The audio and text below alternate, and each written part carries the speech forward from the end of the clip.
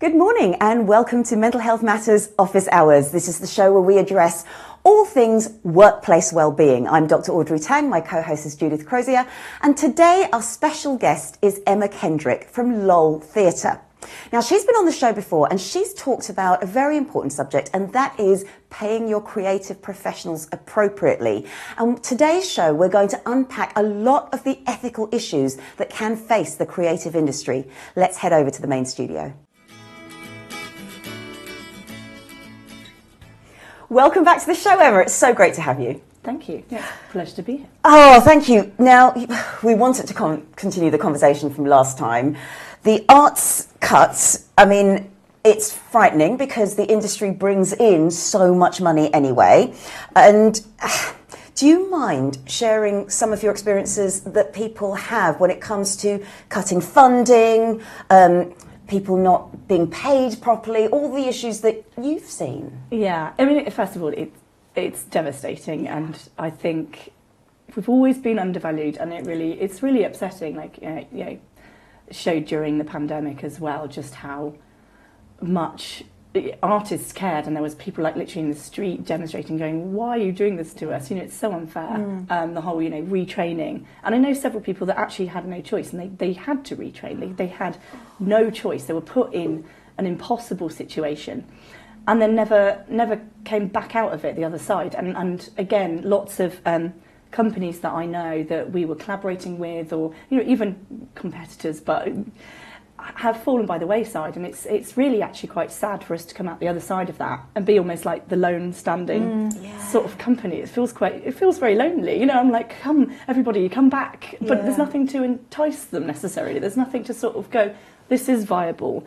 And I think it's a real shame. Like, it is a viable industry. We've proven that. Yeah. If you want the stats, it brings millions into the UK. I got estimated 126 billion in gross value added, it's even more. Employing 2.4 million. Madness, it's a huge industry, and it's almost like pushed to one side. Like, well, that's not real. That's not a proper job. Even in schools, like the governments come in. Whichever government it is, it doesn't even matter. All of them are sort of the same on this, so that they don't protect the arts. They don't see the value in it. Yeah. And there's so much value in it, and I think it's a real shame. So I kind of want to start with that. But in terms of how the funding is making it more difficult, absolutely is. We're a not-for-profit community sort of theatre company. We rely on that funding coming through, and it's now more and more difficult to find the funding. We don't want to keep going to the same pockets. Because we do believe as well that should be distributed amongst other people and not just us. We don't want a monopoly on that. So we're like, we'll try and find somewhere else. And it's just become, it's almost like, a little pond that used to be really, really big, and now it's like shrinking. And there's so many, there's still the same amount of fish, but the pond is like, it's not big enough to sustain all of us. And it's a real, real shame. So absolutely, I mean, my hope is that somehow, some miracle, they get bashed on the head and suddenly they wake up to actually, this is really important. We should probably do more to protect it. And here's some funds for you, wonderful people. We're sorry it's taken so long. That would be my ideal, an ideal world situation. I don't see it happening. There are some people that do value arts and will protect it, and there are businesses that see the value, and that's kind of where I'm going now, is trying to go for the corporate side and saying, can you help? Because we can't find it anywhere else. And we are lucky we have found some that will partner and will give us funds, which is amazing to keep us going, which is great. And in terms of the sort of pay side, it's really hard as well, because you will find people that are scammers, and I'm sure we'll get onto this. I'm sure you have some questions on this sort of thing, and protecting yourselves against people who maybe aren't what they seem. There's a lot of that goes on. But I also came with this point. Basically, in terms of pay, it's really hard for people, especially starting out, to get what they actually deserve to have. And I think that's something that really needs looking into across the industry as a whole, because it is hard. Like, you're your own business at the end of the day. An actor, an artist, you're self-employed. You haven't got a HR department to go to if something, if you think something's niggling you. I think the best advice I could give anyone is go with your gut. If you see something that you think seems too good to be true, it probably is. So which is sad, isn't it? It's due diligence, and it's hard work, but the hard work will pay off. Like, if you've done your research and you've done your homework, then you can be safe. And I think that's it. It's about protecting yourself, because there will be people that are always trying to scam you and con you out of your money, your time, or whatever it is. We will get on to that, actually, because there is a lot of that. And that does happen in every industry, but I think the arts more so, because it's so vulnerable to that. It's so easy for people to come in and go, oh, you want this, here's your dream on a plate.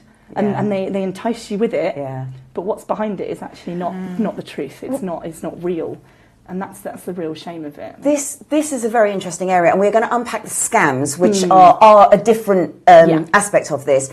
But the area that psychologists are researching is something called hope labour, which is, they're not a scam, but it is the, will you work for free because this is likely to be your big break? And that's what gets people to work for free. And then those organisations think, well, why should I pay anyone? Because these people are working for free. Exactly. And it undermines the very industry that you're in. I mean, how do you support somebody in saying, you know, please ask for what you're worth? Yeah, it's really hard, because especially when you're starting out, and we've all been there. Like, when you start out in this industry, you've got no credits to your name, you've got nothing. How do you move on from that? You can't get work unless you've got something to prove. So it's this catch-22 situation of, well, I need something on my CV to show that I can do it, to get the work that's going to pay me, to da-da-da-da-da.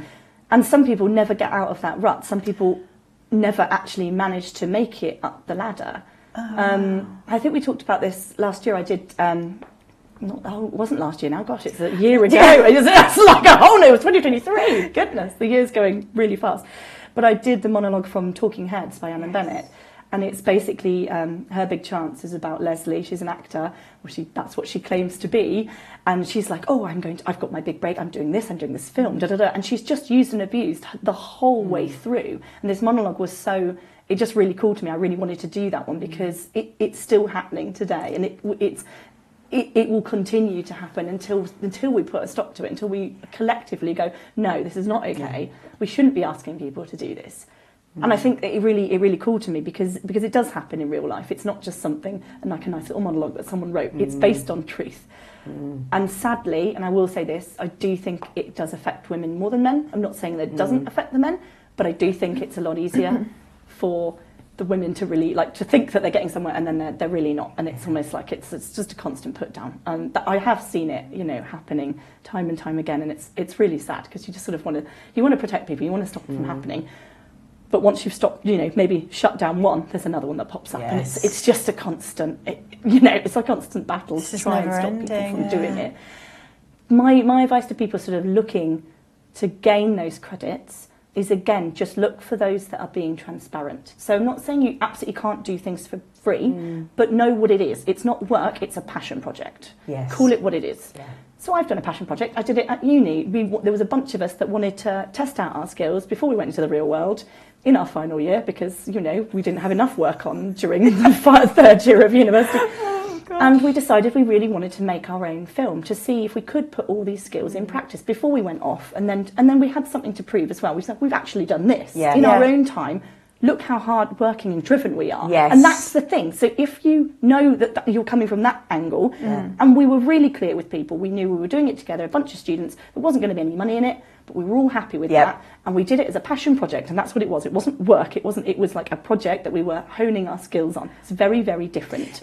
That's very different, because you're not being taken advantage of. And we all knew each other. We were all friends. It was very, very different to, we're going to get a bunch of people in to work for us because we want to do this project. Yes, exactly. Let alone they want to do it. Well, it doesn't matter about them. If we just need everyone to work for free, because we're not going to pay anything. Yeah, and it's a real shame. So I think it needs to. You need to be really clear, not to blur the lines on it. Yeah. Call it what it is. Yes. And be transparent. So I've no problem with people wanting to do, again, passion projects and putting it out on social media and going really clearly, unpaid, doing it for this. Maybe you could say, oh, it is kind of like working kind. You can have that side of it. So if they are absolutely transparent and go, there is no money, but we will be paying, travel expenses. You're going to get your food all day. Yeah. Okay, that's something to compensate for your time. But also you will get this, the footage at the end. Yes. We absolutely guarantee you there's a contract in place. You're going to get this for your work. so that you can then use that. You're getting something. So instead of you then having to go and pay for a show reel to be done, you've got the footage there, so you're getting that in kind. I think that's different as well. That's kind of acceptable because, again, it's about being transparent and clear with what it is you're doing. You're not working for someone else who is profiting off your work. And that's a real difference as well. And this is where we are in that you will get your clips, you will get all of that. We don't get paid for this. We pay to air. So it's one of those things, but it's transparent. Exactly, and it all goes towards the performance, the guest's portfolio, which can only help. And and that's great. But it's like you say, it's the transparency. So then, going from working for free for your own benefit, then to being paid, or you should be being paid. Equity and unions that musicians belong to set out the minimum rates. But how would you then give advice to somebody starting out to ensure that they're getting paid at least those minimum rates? I mean, again, due diligence is so important, and knowing your own worth. So if you are serious about it, this is what you want to do, this will be your profession. Maybe you've gone to uni, or you've gone to a stage school, or you've done a postgraduate course, something like that. You've put time, you've put effort, you've put money into gaining those skills. You're no longer where you were before that stage. You deserve to be paid because you've trained yourself, or even if you've not done any of those routes, you've got experience, or you've got something that puts you at the point of being professional rather than sort of amateur. And there's a very different, you've got something that you're putting forward to be like, no, I deserve to be paid for this because I've got either experience or training or skills that you should be paying for. I think that's really important. So knowing your worth in terms of that, like if you've put the time and effort into to make yourself, like to do all the training and what have you, let's be honest, especially nowadays with all the sort of thing on social media and what do they call them? I'm trying to think now. When people are like a social media person. Influencers. Gosh, the word just completely went. Influencers. Everyone sort of thinks they can do it now. Everyone thinks they can be an actor, or anyone thinks they can do that. And it's like, some people do have natural ability, and I'm not taking it away from them, but actually, like anything, it takes a lot of training, it takes a lot of honing, practicing of those skills to really become that level. So knowing your worth is really, really important. And I think even when you're starting out, you still have some skills. You've still either trained or, you've got some experience to put forward. Absolutely. Yeah. So I think you need to realise that and go, no, I actually should be paid for doing this job. This is a job, so I should be paid for it. And I think, look up the rates. They're really clear on... the Independent Theatre Council website is really clear, the guidelines there. You can look it up for any self-employed sort of position in the arts industry. That includes writing and directing and producing, the whole lot. It's all there. It's really clear. It's where I go to find out what I should be paying my actors and things as well, because it's really important to do that. And equity and sort of the trade unions, they will uphold all of those rates as well. So it's kind of like across the board. It's like this is what it will be, and it always changes in April because that's when this is the inflation. So have a look at it again in April. Realise that maybe those are last year's rates, so we need to up them for this year. And just be be transparent yourself going forward. Going, this is what I should be paid. Are they all paying this? If not, why not? Can I? Is it reasonable? To not. So for example, there's like a day rate. For sort of equity and ITC, but maybe you're only going to be used for half an hour, so they're not going to pay that day rate because you could go and do some other work, like in the afternoon, or you could. So maybe it's a half day rate. But again, a lot of people get stuck on but it's only half an hour. Oh, it's only an hour. But you have to think of it as that. From that hour, can you then go and do another work? Job? Yes, exactly. Or have you had to travel 2 hours to get there to do that 1 hour? Therefore, it's now become a half day. Like it is a half day, whether you're being paid for doing 4 hours work or 1 hour's work. Actually, because you can't go and do any other work, you should be paid for that half day. And it's almost like a light bulb that goes off in people's heads, and they go, oh yeah, I hadn't thought of it like that. No, that's brilliant. And hold that thought. We will be back with Emma just after this. A world without the arts is one without confidence, creativity and community, and yet funding has been reduced every year. Arts programmes have been shown to benefit social inclusion and well-being, particularly for marginalised groups, with projects fostering a sense of belonging, cultivating mutual understanding and breaking down social barriers and isolation. Participation in arts programs can help boost confidence and open doors to opportunities that may otherwise be inaccessible. Click Arts Foundation offers grants up to £2,000 for grassroots arts projects twice a year, with our Community Arts Experience trustees meticulously scoring each project on impact and sustainability. To date, we have supported craft and visual arts projects, dance, drumming for well-being, and preservation of heritage and culture. If you share our passion, not just for maintaining the arts themselves, but contributing to the many benefits it can bring, please consider making a donation to Click Arts Foundation registered charity.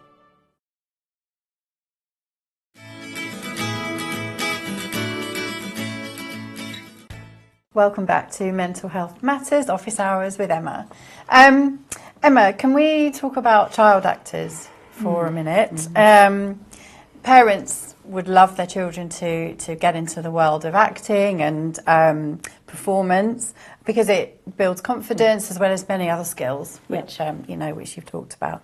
But what are some of the problems if young children kind of enter that whole world of acting and performing? Yeah, it's really tricky because you have to look at it. Is it the parents being maybe overly pushy? Do the kids really want it? Yes. Who's driving this? Is it the child? Is it the parents? It's really hard from that sort of point of view. And I get that the parents want the best for their child.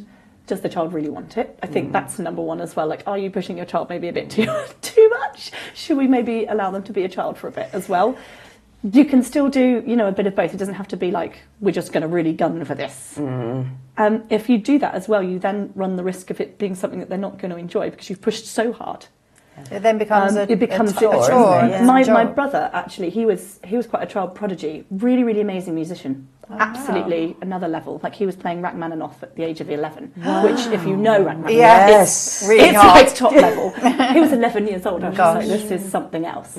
And my parents obviously realised, he's got a bit of a skill, and they pushed him a bit too far, and it just became something that he then didn't enjoy. So he decided not to do it as a career in the end because he didn't want to lose the passion that he had for music. That's a real shame. So that's just an example. Like, I know my own parents, but they didn't mean to. It was just, and again, just enthusiasm, isn't it? It's very they were just too enthusiastic and not listening to him and what he actually wanted in his needs. And he was quite a shy child. Should he really be on the is that really the place that he should be, or should we just allow him to have this amazing talent? And it has to come from them. I think even if they are really young, they still know kind of what they want to, what they want to do. They do, And you have to listen to that. Like, just because a child's a child doesn't mean they don't have something to say. We've talked about this as well. I think it's so important. Like, listen to your children. So true. Very true. I think sometimes as well, it can be hard because obviously parents are drawn in by all the lights and the promises and maybe empty promises and stuff of the industry as well. Because again, those people really want that child, they want something from it, so they don't really care about the well-being. And we've seen it time and time again. Judy Garland, classic tragic example of it being managed very badly. Yes. There's lots of ones. Like I say, Macaulay Culkin as well, bless him. Doing all right now, thankfully, thank goodness. But what he had to go through that whole period of just like not doing okay. But then you've got ones like maybe Daniel Radcliffe, who I think have done well. Yes. Is it because his parents were both in the industry, so they knew what to expect? Yeah.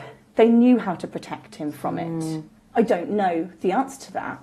But, some people do manage it okay and some people don't. And maybe it is because the parents have a bit more understanding. So I think it's harder when it's an industry where you don't know anything. It's not like you can go on a search engine and how do I, it's not out there. That information's not there. And I think that's what parents struggle with, because are they just being told false promises to get from people who should know better? Yes. But there's no accountability maybe for them, like the industries who should be managing it better, but they don't because they know they can get away with it. Yes. I don't know, there might be a little bit of that. And we will go on to those in a moment.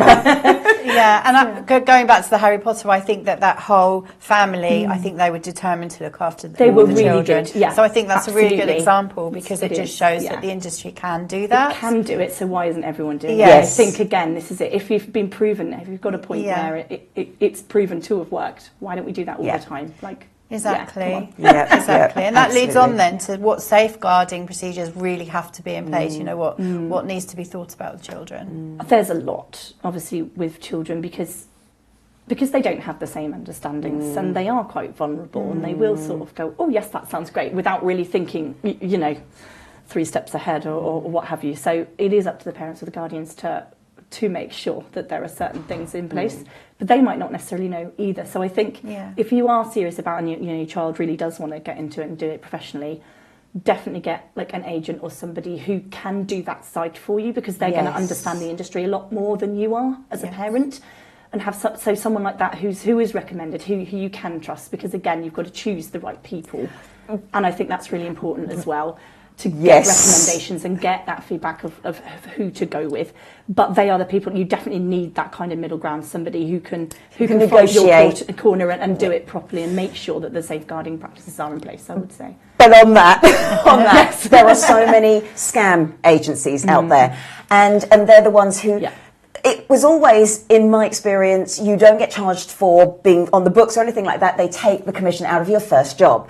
And they don't even charge you for photographs either. But now, because we've been sort of talking about this, and these agencies are getting wise to it, the scam ones, they start going, oh, but we're not charging you to be on the books. We're just charging you for a set of professional photographs. And those can go up to £300, £500, a lot of money. How do we as parents kind of go, well, no? Yeah, that's not okay. It is hard, because they're most likely going to go, well, then we won't represent you and that's it. Yes. But you'd rather have that and then try and find one that is going to represent your child. So don't fear that kind of rejection, and don't fear your gut. If your gut really is telling you something is wrong, then don't be afraid to walk away from it, because you will then find the opportunity that you're meant to have, rather than go through a horrendous experience and, you know, possibly need therapy and all the rest of it, like the ripple effect that can come from that, just because you ploughed on with something that you kind of probably knew wasn't right in the first place, but you thought, I've got no choice. You've always got a choice. You can walk away from it, and don't be afraid to do that, because it's okay. And they get so clever as well, these agencies, because it will be a whole group of people with websites out there, and then they'll say, oh yeah, you're on the books now, and then one of their friends is going to call you and say, oh yeah, we're representing you, so it all sounds really legit. It but does. Nothing. It's not at all. And it's absolutely, they're very clever. Scam artists are extremely clever people. Don't underestimate them. And I think you're right there on your point of a proper agency will not ask you for upfront fees. It's so important. This is still the case today. Good to know. They will. You go in there, you get signed up, and in your contract it will say we will take however many percent of your fees, but only after you have been paid from a job. So they sort out the finances, they will take their cut, and they will send you the rest. And that is the legitimate way of doing it, and that is the way it should be. If anybody, any age, any agency is asking you for money up front, you should say no. Photographs. You should say no. Photographs. Yeah, absolutely. Yeah. Even if it's as little as like £15 for photos, and you think, oh, well, that's not much, blah, blah, blah, blah. But then the next time they're going to go, oh, and now you need this, now you need a show reel, so it's going to be another 20 quid. And then it's going to, and by the time you've realised it, you've actually spent X amount, but you don't even realise it. And have you ever got anything out of that? No. So when's the point where you start questioning and going, oh, but well, hang on, and you always make your own excuses because you don't want to feel embarrassed either. You don't want to feel like I've been gotten, I've been scammed. It's really hard to admit to that. So you keep making excuses for them. Like your friends are there desperately trying to tell you, I don't think this is right, and you're just not listening to the people that are actually closest to you and around you, because you're going, oh, no, they will get me something. It's just really hard. There's a lot of people out there that are all trying to do the same thing. I will get my break eventually. I've got to stick with them. And it's like, no, you have to listen to your gut and listen to the people that are closest to you telling you this is not okay, because they're the ones that actually have your well-being at heart, not the agencies that are saying we will get you work. And then the worst thing is that you've got these commercial sites like Star Now. Now that used to be all right, actually. But now, again, a lot of people are going on, and I've heard horror stories where somebody went for a job on it, and then because they knew that person would be at the job at 3 o'clock in the morning, they went and robbed his house. That's horrendous. Like, this is one of the worst stories I've heard, because I was just like, what? That's horrible. I can believe it as well. You're right, it used to be one that was... Maybe they had more admin and sort of they had more accountability on what they put on the site, and now it's just sort of a free-for-all. Yes. And the thing is, the trouble is there, if no one's really monitoring what's being put on, again, you have to do your own due diligence as to whether that job is right or not. But a lot of people don't realise. They think, oh, well, if it's been put up there, it must be legitimate. And that's not the case. It's just anyone can put something up there. I could put a fake one up there for once. I'm not going to, but to prove a point, I could do.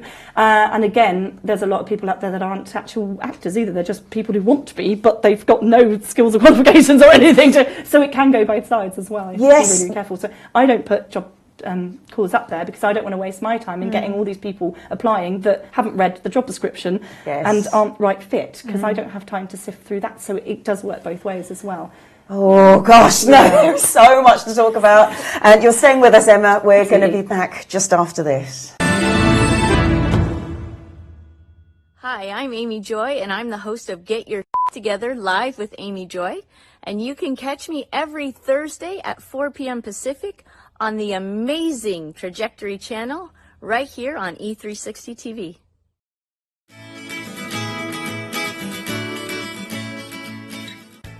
Welcome back to Mental Health Matters Office Hours. We're here with Emma Kendrick of Lowell Theatre.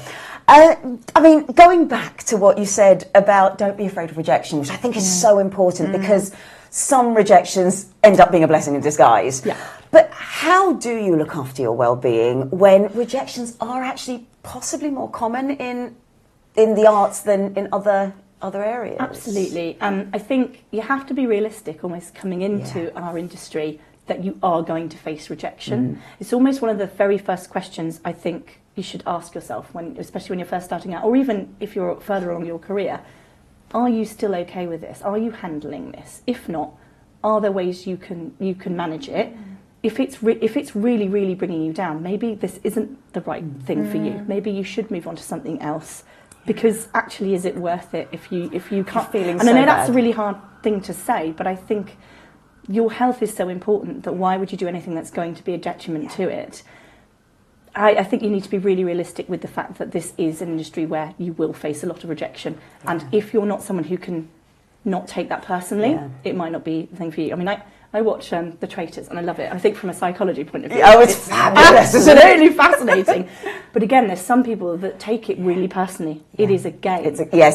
And you hear other characters going, well, it's just a game. I don't know why you're taking this so personally. And it's like there are two different types of people. Ones that can just take it and ones that really struggle with it. And if it's triggered some trauma or something. And that's it. So are you the kind of person that can handle that rejection constantly? I think there's a statistic. I don't know if it's changed. I might be out of date with my stats. But there's two.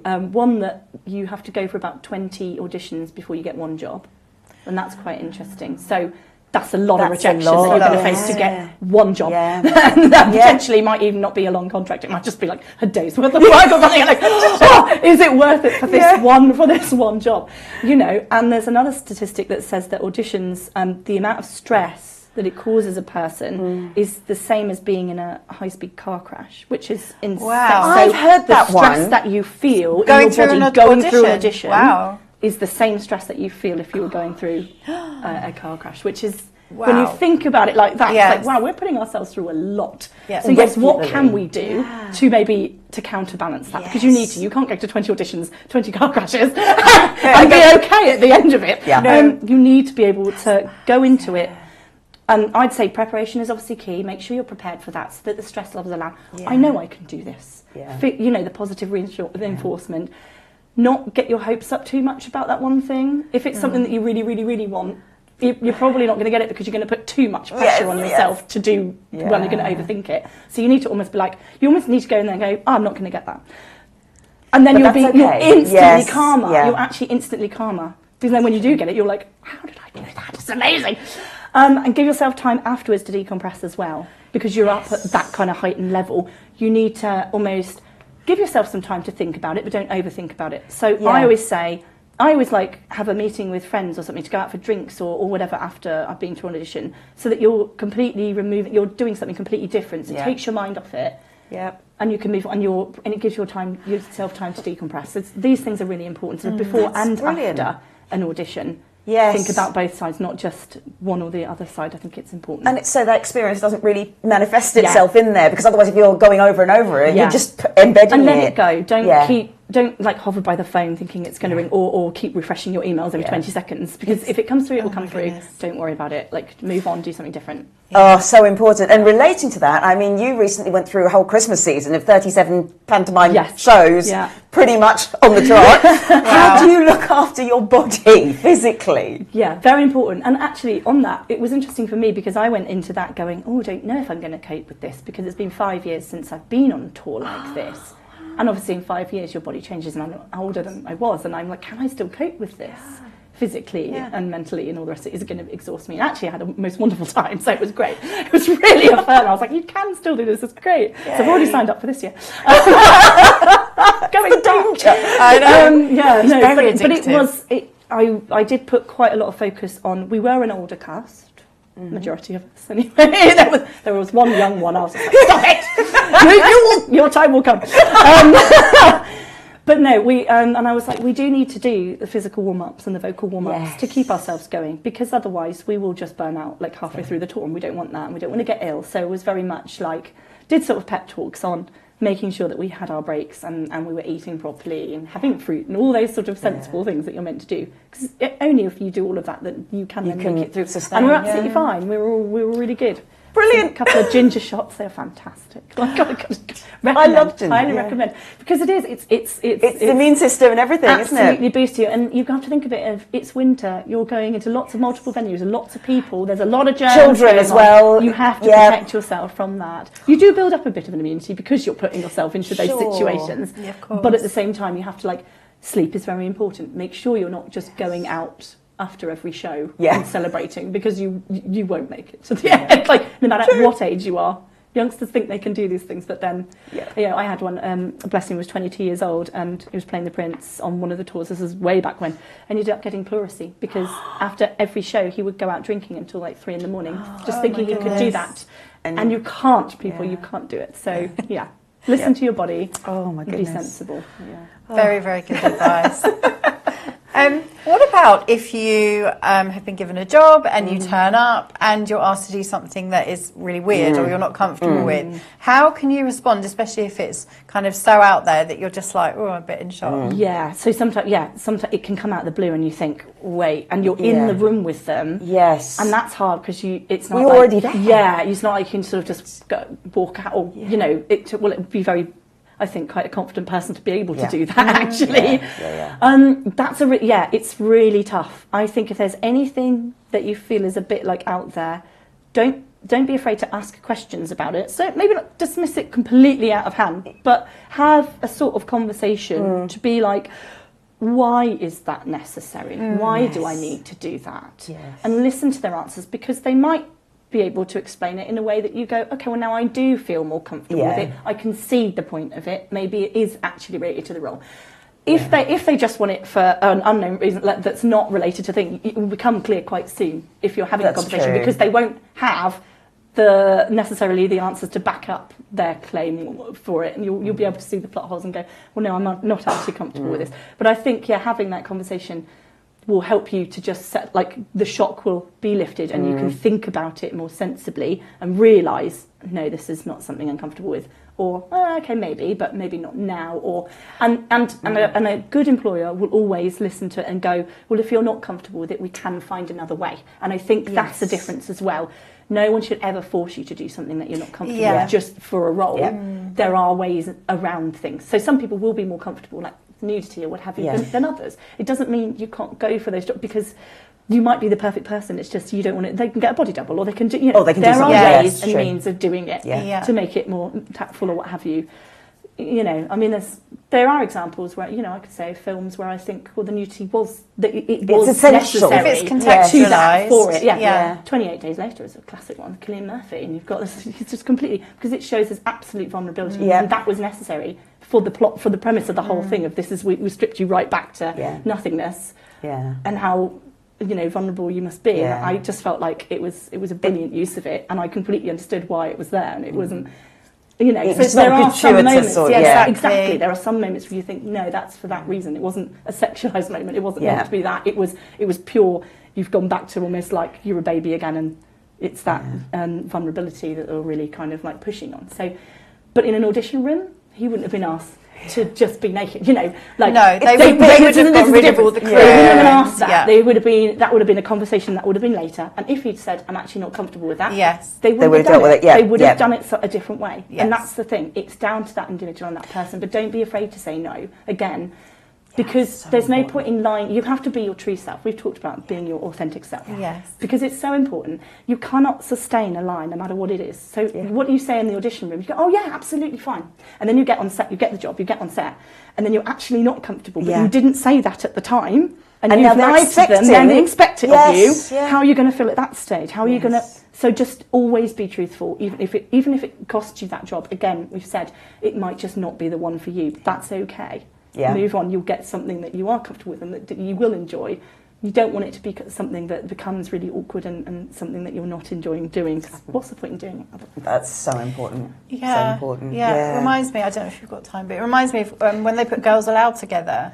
They put 5 girls together, made Girls Aloud, and then very, very quickly one of them thought, no, this isn't for me. I don't want to wear these clothes. I don't want to do that kind of dancing. And she left and like... Huge, massive kudos to her for actually admitting it. And not sort of putting her through something that she just wasn't going to enjoy. Absolutely, that's it. No, it was great. Surprising, but really great that she did that. And now let's go over to our guest host, Dr Stephanie Fitzgerald, who is going to answer your workplace woes in Reworked. Hi everyone, welcome to the Reworked podcast, your bite-sized guide to workplace well-being. This is the space where we rework your working day to keep you feeling happy, healthy, safe and engaged. I'm Dr Stephanie Fitzgerald, a health and wellbeing consultant, a clinical psychologist and author of Reworked, putting health and happiness at the centre of your career. Our emailer says, hi Steph, Audrey and Judith, I need your help. I don't drink alcohol, not judging anyone that does, but it just doesn't suit me. It makes me feel quite anxious and I don't like feeling out of control. However, I have a very boozy boss and all our client meetings and socials seem to revolve around alcohol. There is a culture of heavy drinking within the team, which seems to stem from my boss. I feel really uncomfortable and I don't want to join in, but my boss tells me and others that I'm boring. When I decline these events, she tells me it's bad for my career and that I should be more of a team player. Should I go along to the events anyway? I really, really don't want to drink, but lots of conversations and decisions seem to be made at these events and I don't want it to hold me back. What do we think? That's a really difficult one, I think. Because I think the drinking culture is one thing and it's like the decisions being made in the smoker's corner. There is a thing, and hybrid working feels the same way, that people go and make decisions when you're in work, and then people who have absolutely legitimately been allowed to work from home suddenly don't get part of it. So that's one thing in itself.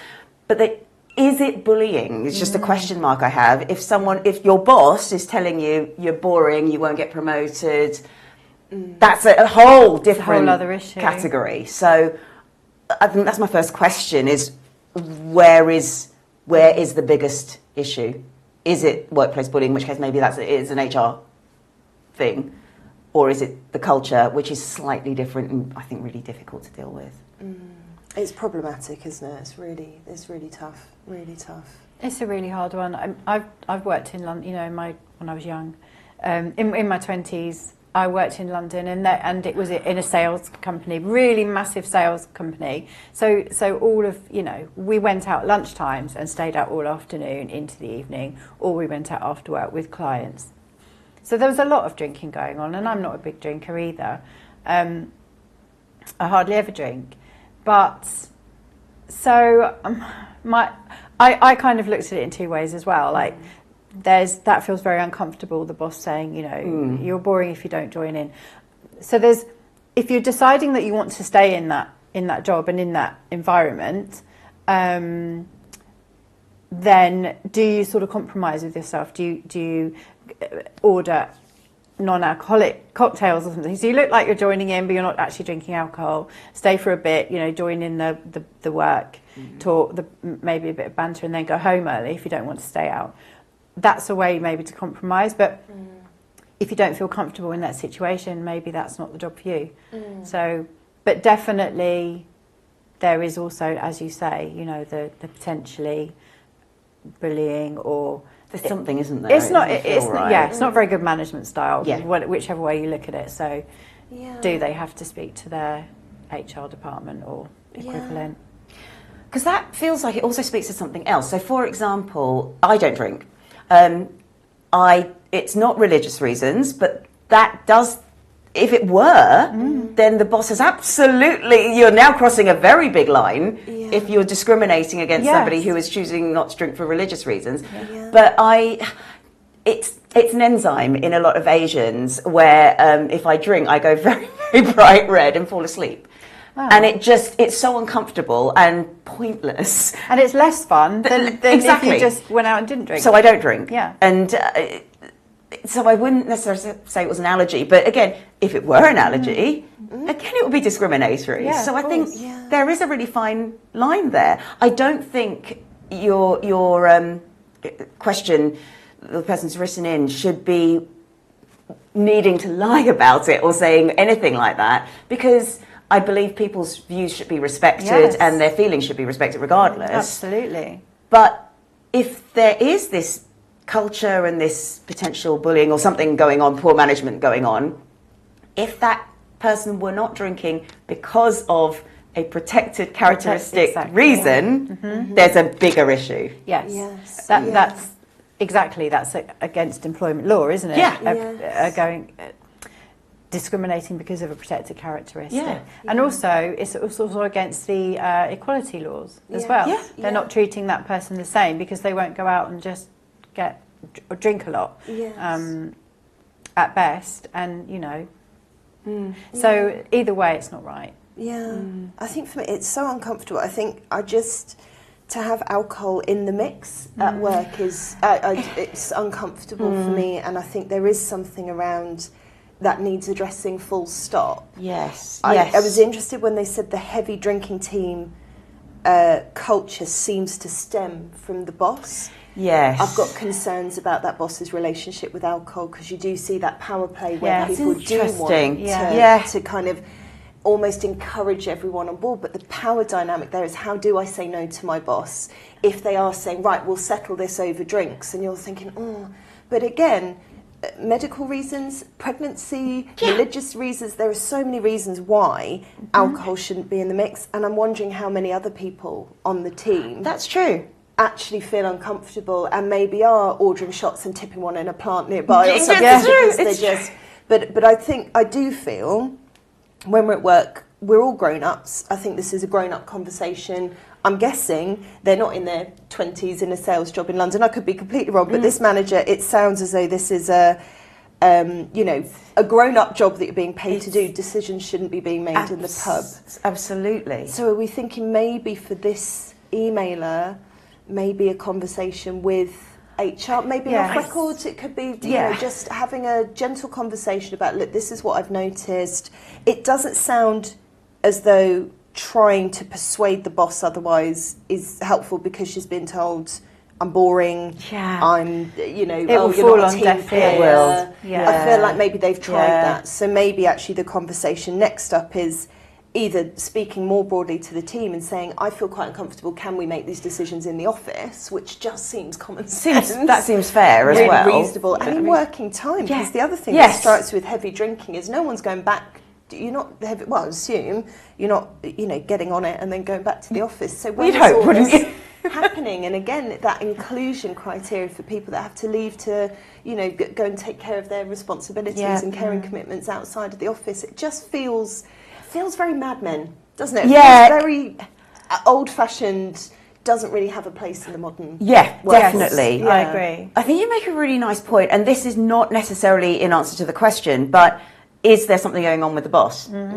It's exactly as you say, and that would be behaviour if you had a better relationship with the boss, perhaps. You would be pointing out. Because if that was a friend and they were always going, oh no, let's go out drinking, you all got to come drinking with me, and then they're getting really funny when you don't do it, that is a red flag for sort of asking, is everything okay? Yes, exactly. You know, why are we doing this, and what are we trying to escape from? It's not necessarily a workplace thing, but just that jumped out when you said that there is potentially, there's other things happening psychologically or personally or socially, or there's something else going on. Yes, something else is driving him to be like that, and he wants he's trying to include everyone else in his thing, whatever it is. Yeah, it's a really difficult one, because even say it wasn't the boss. Sorry, I know this isn't the answer. When is it right to make those observations? Because it is awkward. Yes. You're not necessarily trained to deal with it, because your colleagues or you're one of the team. So even if you had a better relationship with the boss and you could see there was something going on, how do you raise that sort of question?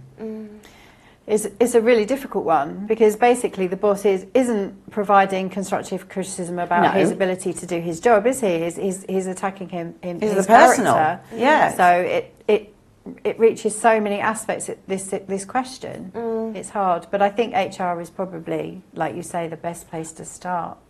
It's also, and this is, I guess, going on from that question, you've got your after work drinks, but you've also got your outings and your team buildings and your other things, which kind of are a bit work time. Yeah. And how does that play out as well? Because if is it okay to go out after a off-site team building thing and just have a party? I guess it ought to be in many ways, because it's not company time anymore.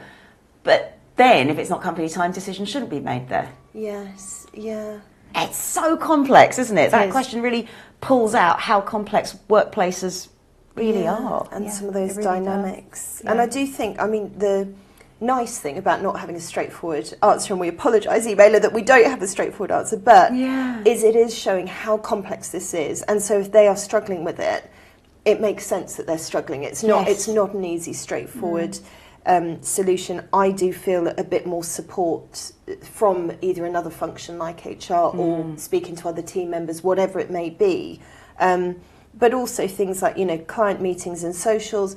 Again, it just feels so old-fashioned, because there'll be clients who don't drink. There'll be clients that they want to attract who aren't attracted by a long boozy lunch or what have you. Yeah, they're professional and they want to. They just want be in an office presentation and get on with it. Yeah. Exactly. Exactly. That's the essence of your work, actually. It's the reworking of, well, things have changed.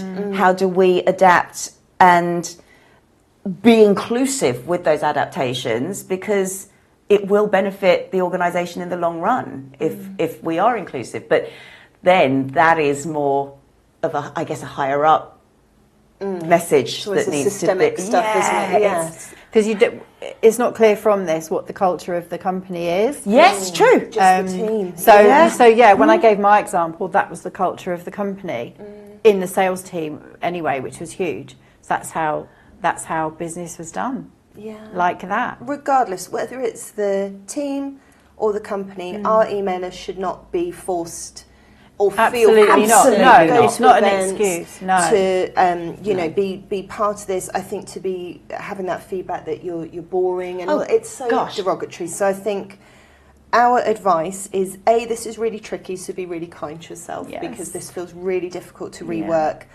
I would seek some support. I think HR team members having those conversations. I wouldn't be putting a lot of energy into talking to the boss, because we've tried that, it hasn't worked. So we really hope that helps you rework your relationship with your boozy boss, as you say. And thank you so much for listening. We wish you all a great week at work.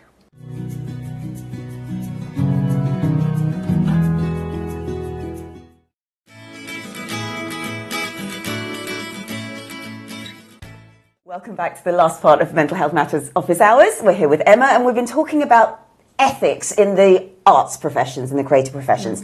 And one of the key things that you said, it really is about parents and children. And when children are encouraged to go into the arts, yes, it's a great thing, but is it the child who wants to do it, or is it the parent? And I think that's a really important distinction to make. Yes. Because so often, and I know I've seen it as a drama teacher, and this is secondary school drama, you've still got parents who want it a lot more than the child does. And like you said about your brother, even if, and that came from a place of love. Yeah. I've seen it when it really hasn't. It's come from a place of, I need you to do that. Oh, wow. And the child may be really talented, but they just don't want to do it anymore. It's almost like showing face as well. You have that sort of playground antics, but with the adults, and they're all like trying to be like, I've come in my Range Rover today because I want to show that I'm better than you or whatever. And I'm like, really, does this happen? But it does happen because people's own insecurities come out and they manifest, and they go, well, you're talented and I don't feel like I am, so I'm going to use your talent to make me look better. Look what I've done. This is my child.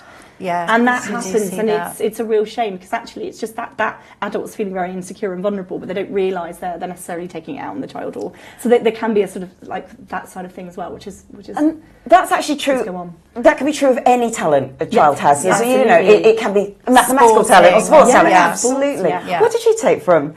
Because there's so much. There's so much, but I think trust your gut, and that's kind of relates to you know, take on projects that you're not paid for, but do it because you choose to do that because it's going to benefit you. But trust your gut from all the agencies out there. If something doesn't look right, then it probably isn't right. So important. Well, we're going to hand over to Emma for your top tips, really for taking on that profession you love, but really retaining your own well-being and security and safety. Thank you. Yes, so my top tips would be your true, authentic self. And this is really easy to say and sometimes harder to do. But if you start even with a small white lie, it's really hard to sustain, and you'll end up possibly in a situation where you do feel awkward or uncomfortable, or perhaps you don't feel like you're living up to it because you've created almost like a persona. And then everything you do from that point on won't be your doing. It's this character that I've created, that I've sort of woven lies about, and it just becomes something that's unmanageable. So just always be true to yourself. Be you, and you will get work for being you, trust me. And that's number one important tip. Number two, I would say due diligence. It's so important. Do your homework. Do your research. There's lots of information out there. Yes, it does take a bit of time, but it's worth it to sift through there so that you don't end up in a situation that you don't want to be, that does make you uncomfortable or awkward or any of the rest of it, or leading you down a path that's going to end up costing you lots of money or time or what have you. So due diligence is so important. Can't stress that enough. And number three, I think would be you're not alone, okay, in this. You might be a self-employed person. You have to remember you are your own business. You are the brand. You have to do everything yourself, including all the finance. You don't have a HR department to go to, but you are not alone. Okay, there are a community of other actors, other self-employed people out there. Go and find them. There's groups, there's support out there on social media and in real life as well. Maybe go and join an acting class. Have that group of people around you that you can trust to go to. And then if you do find out that you've got a situation where you're feeling a bit like, is this too good to be true? You've got people that you can bounce those ideas off, and together I'm sure you'll find out. You'll have that support system that will help you through. So those would be my top tips. That's amazing, Emma. Thank you so much. And where can we find you?